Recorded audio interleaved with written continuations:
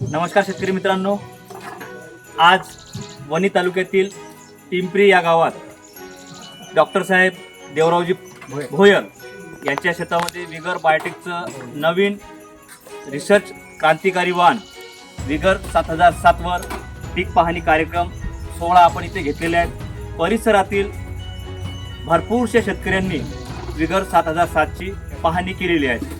याच्यामध्ये शेतकरी बांधव तर होतेच होते, सोबत महिला शेतकरी सुद्धा विगर 7007 चा प्लॉट पाहण्यासाठी आल्या होत्या। तर मी त्यांचं विगर बायोटेक तर्फे स्वागत करतो, अभिनंदन करतो। या शेताच्या शेतमालकीन सन्माननीय काकू, आपला परिचय सांगा। निशा देवराव भोयर आणि काका देवरावजी, डॉक्टर देवरावजी भोयर यांच्या शेतात हा सोहळा पार पडला। काकू, आता तर तुम्ही शेती पण करता, तुम्हाला विगर 7007 हे वाण कसं वाटलं? चांगलं वाटलं? दरवर्षी तुम्ही जे सोयाबीन लावत होते त्याच्यापेक्षा चांगलं आहे। सतत 1 महिना झाला पाऊस चालू आहे, त्याही परिस्थितीत आपलं जो वाण आहे विगर 7007 अतिशय सुंदर आणि चांगलं आहे। काका, तुम्ही काय सांगू इच्छिता आमच्या शेतकरी बांधवांना विगर 7007? विगर 7007 व्हेरायटीची खासियत एक आहे का त्यांना 3 दाण्याची शेंगा भरपूर आहे आणि विशेष म्हणजे ब्रँचेस आहे, भरपूर ब्रँचेस करते आणि 3 दाण्याचे शेंगा. 3 दाण्याची शेंगा आहे आणि ती व्हेरायटी चांगली आहे, कास्तकारांना घेण्यात काही हरकत नाही। विगर 7007 शेतकऱ्यांनी लावायला पाहिजे, काही विषयामध्ये दुमत नाहीये। नाही. काका, आपण मागच्या वर्षी लावलं होतं विगर 7007? नव्हतं, पहिलं होतं, पहिल्याच वर्षी आहे।